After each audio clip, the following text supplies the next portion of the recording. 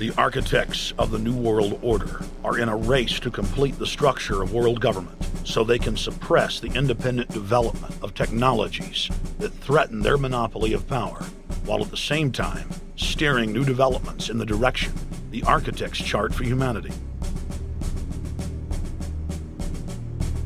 The technocrats call their governing system the final revolution because in the past, empires were enforced militarily.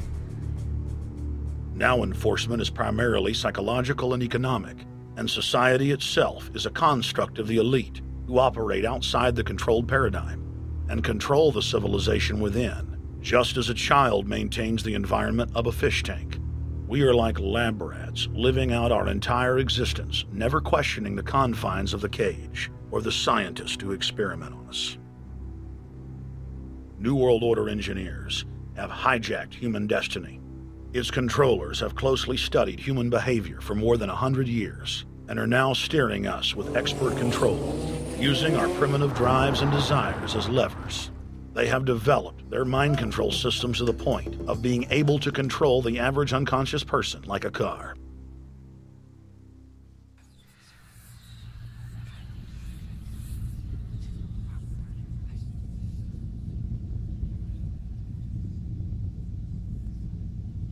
Eugenics dominated the 20th century.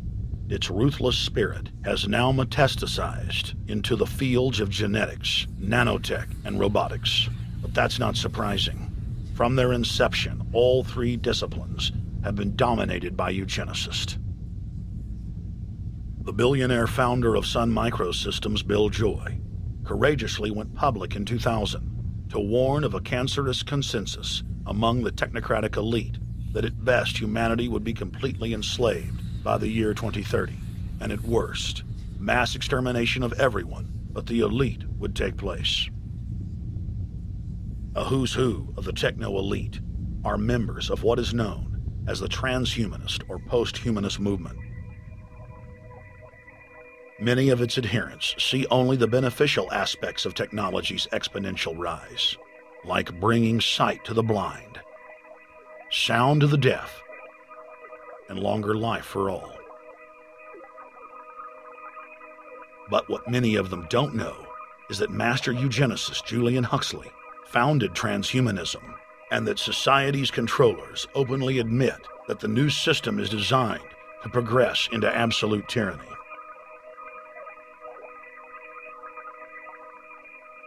Leading transhumanist Ray Kurzweil boasts that technological advancements will allow those that can afford it to live forever, but admits that most won't be able to keep up with the new master race. The drive for world government is now all about who will control and have access to radical life extension systems.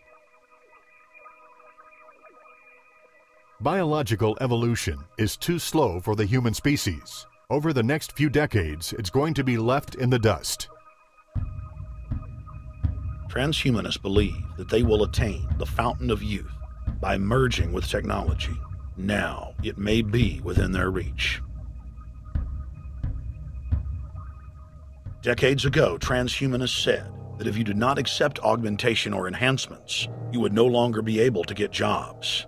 And now it's happening today.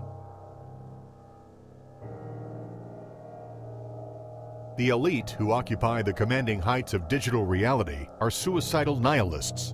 Suicidal nihilists know that there is no longer any substantive purpose to their willing, but they would always prefer to go on willing than not to act at all. They can very happily ally themselves with the notion of nuclear holocaust or perfect exterminism. Technology has become so powerful in its capacity for destruction that free humanity cannot afford to let psychopathic technocrats with delusions of grandeur repeat the mistakes of their forebears, because it is highly probable that this time they may destroy everything, including themselves in their mad rush for godhood.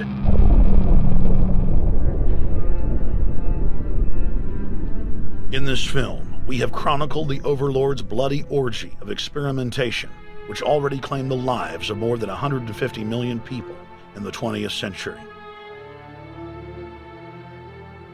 And now, they are promising to deliver an invincible tyranny that will dwarf their past exploits. In the days of World War II, there were sovereign nations and armies to stand against Hitler's final solution. Once world government is in place, no one will be able to stop the New World Order's plans for global population reduction. For those immune to psychological programming, hundreds of FEMA camps have already been built throughout the United States. In their quest for population reduction, no method is off the table. These dark builders intend to release a string of man-made bioweapons plagues, each one worse than the last, while at the same time expanding the police state to enforce an orderly extermination of the population, all in the name of fighting invisible terrorists. And the Georgia Guidestones stand today as a cold testament to the elite's sacred mission. To have a two-class system where the underclass are forced to live as slaves in tiny enclosed cities, while the elite enjoy the land of the earth, evolve into superhumans with the aid of advanced implantable technologies, live eternal lives, and travel throughout the cosmos. This is the promise given to the inner members of the New World Order and the agenda of the Bilderberg Group.